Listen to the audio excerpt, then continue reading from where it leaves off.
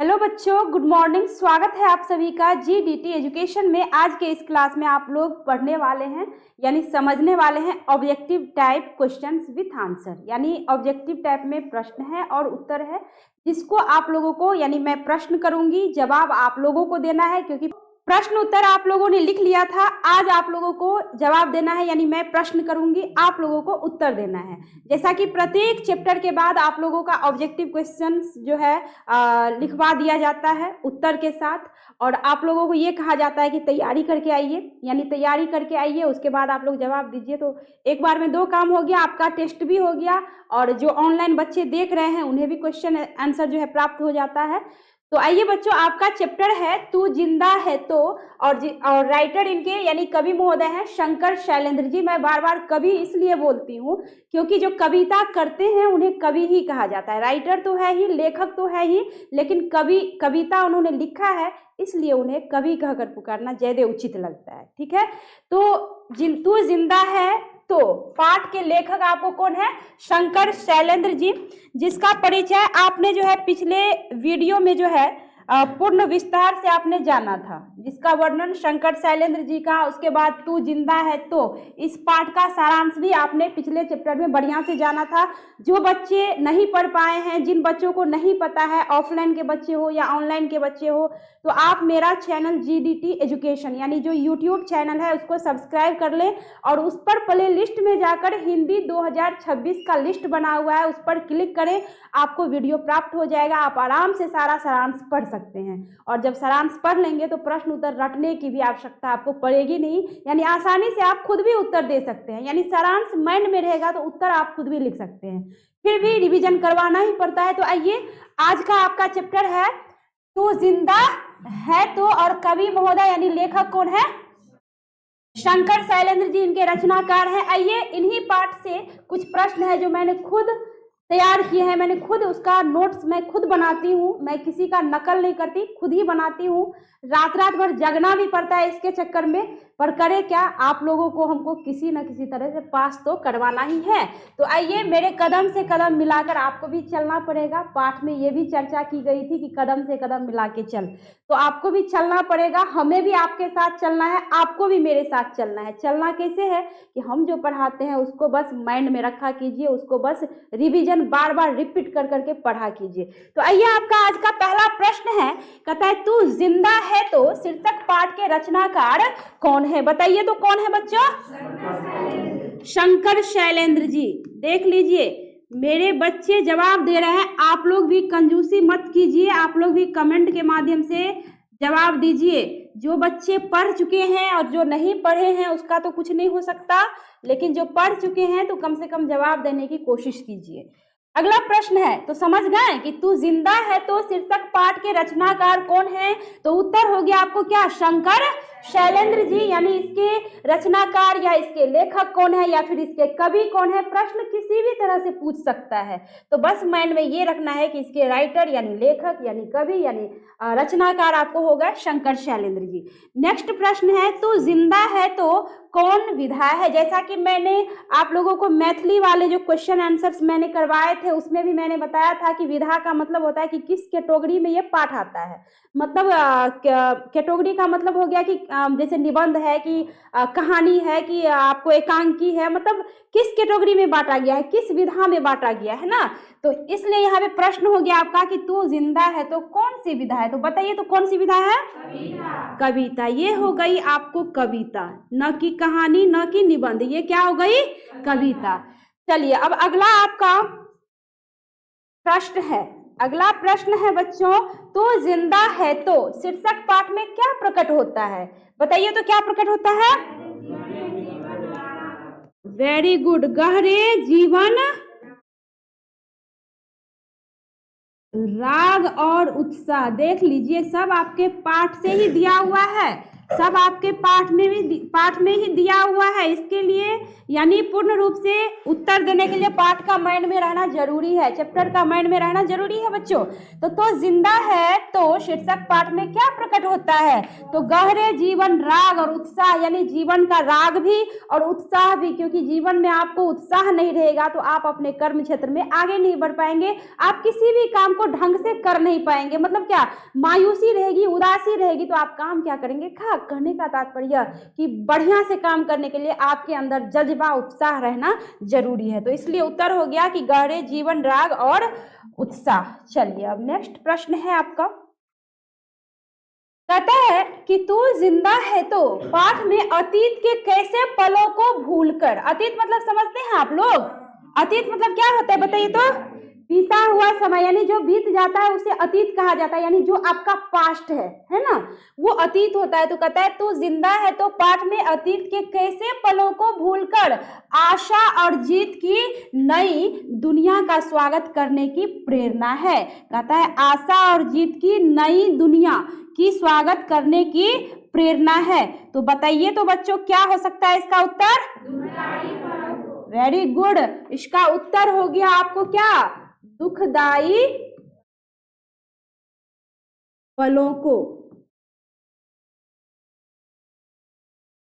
तो हो गया आपको क्या? दुखदाई पलों को। कहता है कि तू जिंदा है तो पाठ में अतीत के कैसे पलों को, अतीत के कैसे पलों को भूल कर, यानी बीते हुए समय का जो पल होता है, कहता है कि कैसे पलों को भूल कर जो है आशा और जीत की, कहता है कि नई दुनिया का स्वागत करने की प्रेरणा है। तो हो गया आपको क्या? दुखदाई पलों को, यानी जीवन के जो दुख होते हैं ना उसको आप भूल जाइए और नए कदम, नए उत्साह के साथ आगे बढ़िए। यानी आप एक मान लो जीवन में कोई घटना घटित हो गई, कोई ऐसा समय आ जाता है जो आप दुखी हो जाते हैं, अब उस बात को आप पकड़ के बैठे रहेंगे तो क्या जीवन में आगे बढ़ पाएंगे? यानी वो जो बीत गया सो बीत गया, यानी जो घटना घट चुकी उसको छोड़िए, उसको दिमाग से, दिल से निकालिए और आगे बढ़िए। यानी एक बात को पकड़ के बैठे रहेंगे तो आप आगे कभी नहीं बढ़ पाएंगे। तो इसलिए कहता है दुखदाई पलों को भूलिए और दुनिया का स्वागत करने की प्रेरणा, यानी कहने का तात्पर्य कि आगे बढ़ने की प्रेरणा से आगे बढ़ते रहिए। अगला प्रश्न है आपका, कहता है मनुष्य को किसमें यकीन करना चाहिए? बताइए तो? जी, मनुष्य को जो है हमेशा जीत में यकीन करना चाहिए। आपने चैप्टर में पढ़ा था कि इसमें पहले ये कह देता है कि जीत में, हाँ जी, जीत में, या फिर यहाँ पे ये भी हो सकता है जिंदगी की जीत में, जिंदगी की जीत में, ठीक है। अरे जीत का मतलब क्या? जिंदगी में ना जीत हासिल करना है, तो उत्तर हो जाएगा जिंदगी की जीत में या फिर जीत में, ठीक है। मनुष्य को हमेशा किसमें यकीन करना चाहिए बच्चों बताओ तो? जिंदगी की जीत में। मैं बार बार इसलिए रिपीट करवा रही हूँ कि जितना आप बोलेंगे, जितना आप बार बार रिपीट होगी उतनी जो है आपकी तैयारी होगी, मतलब याद होता है। अगला है कि कवि शंकर शैलेंद्र मनुष्य को जमीन पर, कहता है जमीन पर, यहाँ पे ये क्या है बताइए तो? नुक्ता। मैंने बताया था कि इसका क्या मतलब होता है। ये जो किसी अक्षर के नीचे लग जाता है, किसी वर्ण के नीचे लग जाता है, तो इसका अर्थ हो जाता है ध्वनि विशेष, यानी ध्वनि में विशेषता आ जाती है। हम जो जैसे मान लो उदाहरण देके, हम कई उदाहरण से समझाए थे सारांश वाले चैप्टर में कि जैसे गम में ही नुक्ता नहीं रहेगा तो गम पढ़ेंगे, लेकिन नुक्ता लग जाता है तो गम पढ़ते हैं। ज में ही नुक्ता नहीं लगा रहेगा, मान लो बाजार शब्द है तो नॉर्मली बाजार पढ़ेंगे, और नुक्ता लग गया तो बाजार पढ़ेंगे। यानी देख लो उच्चारण में अंतर आता है। जैसे ख में ही कोई मान लो नुक्ता नहीं लगाया तो खुशी पढ़ेंगे, और नुक्ता लग गया तो खुशी पढ़ेंगे। मतलब उच्चारण में क्या आ रहा है? ध्वनि में विशेषता आ रही है ना। तो इस नुक्ता का मतलब ये मत समझिएगा कि बस ऐसे ही बिंदु डाला हुआ है। नुक्ता का मतलब ध्वनि विशेष, यानी ध्वनि में विशेषता आती है। तो मैं इतना तोड़ के समझा रही हूँ तो थोड़ा आप लोग भी मेहनत करा कीजिए। मैं ज़्यादा से ज़्यादा कोशिश करती हूँ कि आप लोगों को अच्छे से समझा पाऊँ, और आप लोग कमेंट के माध्यम से अपना विचार जो है लिख के भेजा कीजिए। तो आपका प्रश्न क्या है? कवि शंकर शैलेंद्र मनुष्य को जमीन पर क्या उतार कर लाने के लिए कहते हैं? यानी क्या उतार कर लाने के लिए कहते हैं बताइए तो? स्वर्ग को। वो कहते हैं कि स्वर्ग को जमीन पर उतार के ले आओ, क्योंकि स्वर्ग कहीं नहीं, मरने के बाद स्वर्ग किसी ने नहीं देखा है। आप जीते जी चाहे तो स्वर्ग अपने जीवन में उतार सकते हैं। कहने का तात्पर्य कि आप अपने कर्म के बदौलत, आप अपने जज्बा मेहनत के बदौलत ही आप अपने जीवन को स्वर्ग बना सकते हैं। तो अतः प्रश्न आपका है कि कवि शंकर शैलेंद्र मनुष्य को जमीन पर क्या उतार कर लाने के लिए कहते हैं, तो उत्तर होगी आपको क्या, स्वर्ग को। नेक्स्ट प्रश्न है, कहता है गम और सितम के कितने दिन होते हैं? जी, आपके पाठ के आधार पर उत्तर हो जाएगा 4 दिन। गम और सितम के 4 दिन। आपका क्या था, ये गम के हैं 4 दिन, सितम के और 4 दिन, यही था ना जी। तो 4 दिन यानी जो कविता में है वही चीज यहाँ पे दिया गया है, यानी सारा का सारा आपके कविता से ही रखा गया है, कविता से बाहर कुछ भी नहीं है बच्चों। ठीक है, अब अगला है कि चमन पे किसकी नजर होती है, बताइए तो। बहार की नजर होती है। चमन पर किसकी नजर होती है बच्चों? बहार की नजर होती है। ठीक है, चमन पर किसकी नजर होती है? बहार की नजर होती है। मैंने बताया था कि बहार का क्या मतलब होता है, कोई बता सकते हैं क्या? जी, जैसे चमन मतलब क्या हो गया आपको बच्चों? देखिए प्रश्न के साथ समझते जाइए अर्थ क्या होता है, क्योंकि कोई जरूरी नहीं कि हर बच्चा पढ़ ही लिए होंगे, नए बच्चे भी वीडियो देख रहे होंगे, तो समझते जाइए कि चमन मतलब होता है फुलबाड़ी, बगीचा, और बहार मतलब होता है एक तरह से ये प्रकृति, है ना। यानी चमन पे यानी फुलबाड़ी पे अगर बहार की नजर नहीं पड़ेगी, यानी उसमें धूप नहीं लगेगी, वर्षा का पानी नहीं लगेगा, हवा नहीं लगेगा, तो क्या फूल पेड़ पौधे क्या खिल सकते हैं? नहीं ना। पेड़ पौधे बड़े हो सकते हैं? नहीं ना। हमें भी आवश्यकता पड़ती है पानी की, हमें भी धूप की, हमें भी हवा की, तभी सांस ले पाते हैं, पानी पीते हैं तभी जिंदा है ना। धूप लगता है तो ही शरीर बढ़िया रहता है, नहीं तो हम लोग भी कैसे कमजोर होके गिर जाएंगे पता भी नहीं चलेगा। भोजन के साथ हर चीज की आवश्यकता होती है। तो यहाँ पे इसलिए कहता है कि चमन पे किसकी नजर, तो बहार की। यानी बहार, चमन यानी फुलवाड़ी में तरह तरह के फूल लगे हैं, उसमें पानी नहीं जाएगा, हवा नहीं जाएगा, धूप नहीं जाएगी, तो फूल खिलने के बजाय मुरझा सकती है। यानी बहार की नजर पड़ती है तो ही उसमें जो है क्या होता है, फूल बढ़िया बढ़िया खिलते हैं। तो इसलिए उत्तर हो गया, प्रश्न आपका है कि चमन पे किसकी नजर होती है, तो उत्तर हो गया क्या, बहार की। चलिए अगला प्रश्न है, कहता है कवि शंकर शैलेंद्र के हिसाब से कौन झूम झूम कर गा रही है, बताइए तो। जमी। कौन गा रही है? जमी लिखिए, या फिर जमीन लिखिए, या फिर आप धरती लिखिए, या फिर आप भू लिखिए, कुछ भी लिख सकते हैं, लेकिन आपके पाठ में यही दिया हुआ है, जमी या फिर धरती। आप इन दोनों में से जो आप लिखिए, सबका एक ही अर्थ होता है। चलिए अगला है, कहता है तो जिंदा है, तो जिंदा है तो पाठ के अनुसार कौन कहता है कि आ मेरा श्रृंगार कर? कौन कहता है कि आ मेरा श्रृंगार कर? कौन कहता है? वेरी गुड, पृथ्वी कहती है कि तू आ मेरा श्रृंगार कर। धरती माता कहती है कि बस तू ही श्रृंगार करोगे खुद का, मतलब कहने का मतलब वो कहती है कि तुम लोग अच्छे दिखने के लिए अच्छा एकदम मेकअप पाउडर करते हो, है ना, तो मेरा भी थोड़ा सा कर दो। और बताइए तो धरती माता का श्रृंगार क्या होता है? फसल। धरती माता का श्रृंगार है फसल, यानी जितना हम खून पसीना बहाते हैं, जितनी हम फसल उगाते हैं, धरती उतनी ही सुंदर दिखती है, वही उसका श्रृंगार होता है, यानी श्रृंगार होता है। नेक्स्ट प्रश्न है, हमारे जीवन में कौन 1000 भेष धर के आती है, बताइए तो। मौत। यानी मौत जो है 1000 भेष धर के आती है, आपको डराने के लिए, आपको आपके कदमों को पीछे खींचने के लिए, लेकिन डरना नहीं है, आगे बढ़ना है। अगला है, अगर हम मौत के मुंह से निकल जाते हैं तो हमें नई सुबह के संग क्या मिल जाती है? जी, नई उम्र मिल जाती है। यानी नई उम्र जो आपको मिलती है, तो नए उमंग के साथ आपको क्या करना है, जीवन में आगे बढ़ना है। ये नहीं कि कोई घटना अप्रिय घट जाती है, मान लो रास्ते से जा आ रहे हैं, कहीं पे देख लेते हैं, मान लो किसी का एक्सीडेंट हो गया, भगवान न करे ऐसा हो, बट हो जाता है, अक्सर देखने को मिल जाता है, तो मन में डर हो जाता है, भय हो जाता है कि इसके साथ ऐसे हो गया, क्या पता कल मेरे साथ हो जाए, मन में डर हो जाता है ना। तो डरना नहीं है, आप ये समझिए कि आपको नई उम्र मिली है, आपके साथ कुछ बुरा होते होते आप बच गए, यानी भगवान ने आपको दोबारा मौका दिया, तो दोबारा आप नए ऊर्जा के साथ कामों पे लग जाइए। अगला प्रश्न है आपका कि हमारे कारवां को किसका इंतजार रहता है? वेरी गुड, मंजिलों का इंतजार रहता है। अब बता सकते हैं क्या आप लोग कि कारवां का क्या मतलब होता है, बताइए तो। समझाए थे हम आप लोगों को। Very good.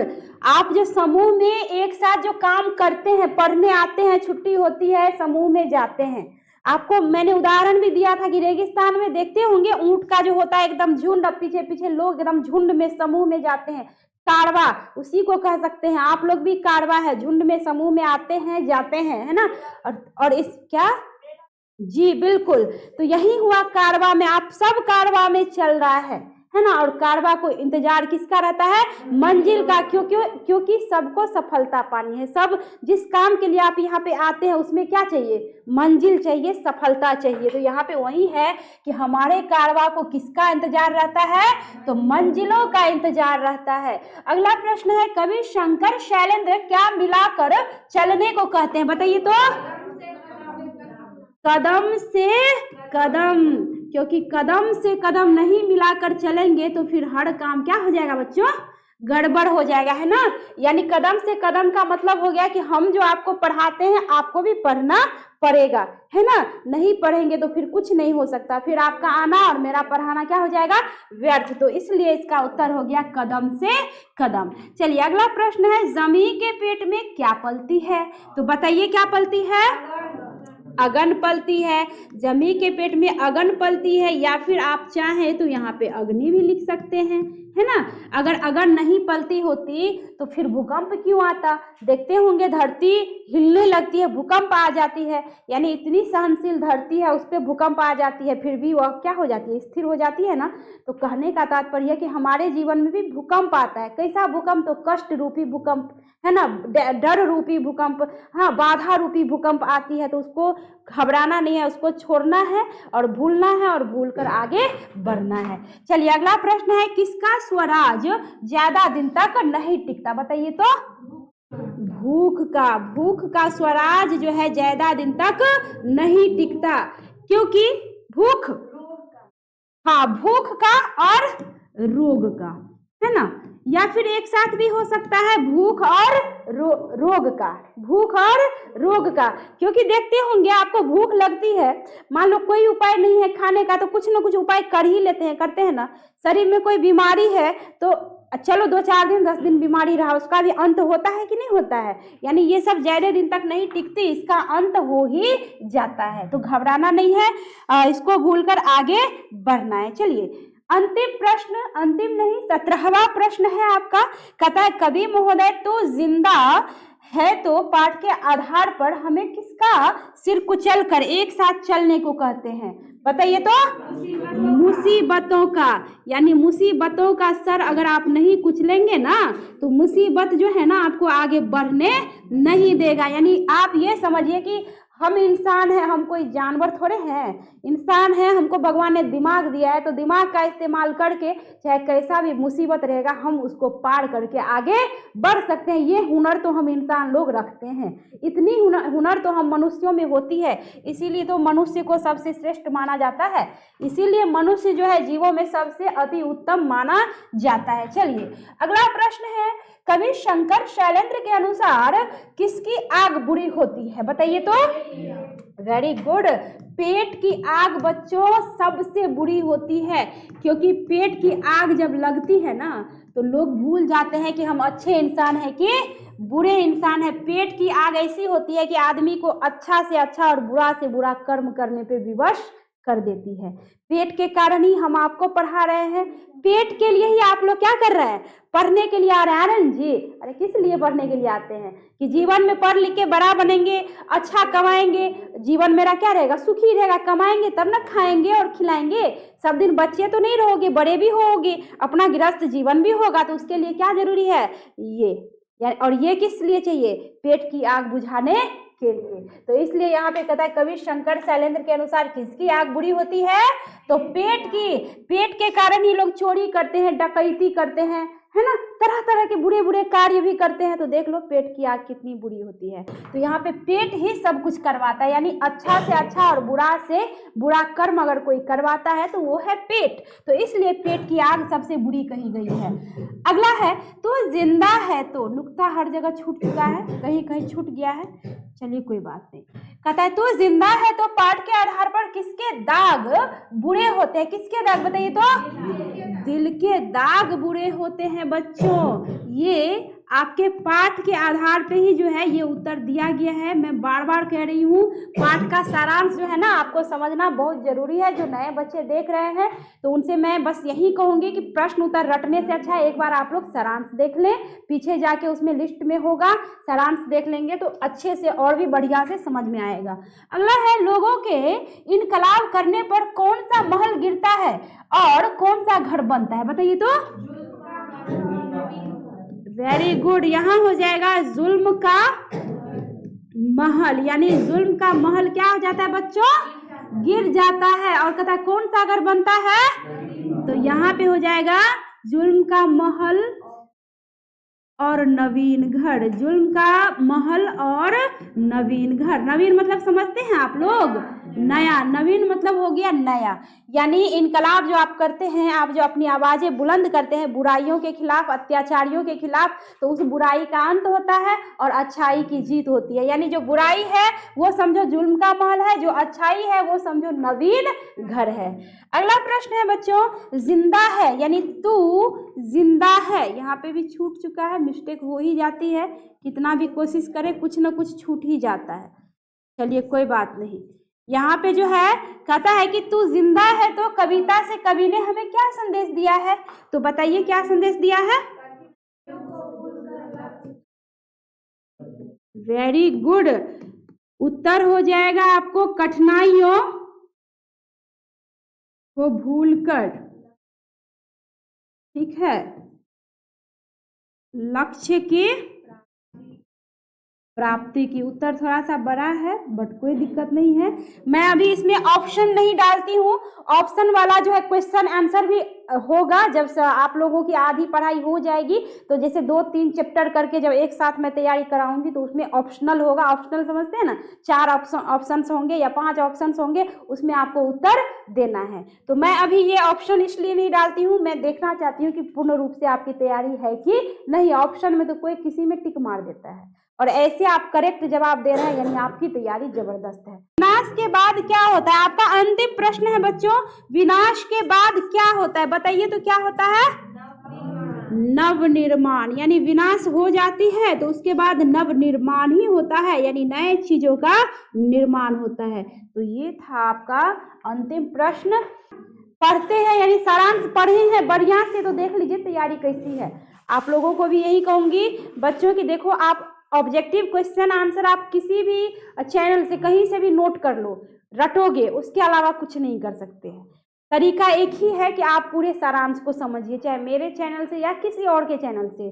आपको अगर आप चाहते हैं कि हम कभी ना भूलें तो आपको करना क्या होगा कि चैप्टर का पूरा सारांश जो है ना इस माइंड में रखना पड़ेगा। यानी सारांश माइंड में रहेगा तो प्रश्न उत्तर आपको ज़्यादा रटने की आवश्यकता नहीं पड़ेगी। तो मैं मिलती हूँ अगले क्लास में, अगले वीडियो में नया चैप्टर लेकर। और अंत में कहूँगी कि जो नए बच्चे देख रहे हैं मेरे चैनल को, यूट्यूब चैनल मेरा GDT एजुकेशन है, उसको आप सब्सक्राइब कर लें ताकि न्यू नोटिफिकेशन आपको सबसे पहले प्राप्त होगा। तो मिलती हूँ अगले वीडियो में, अगले क्लास में नेक्स्ट चैप्टर लेकर। धन्यवाद।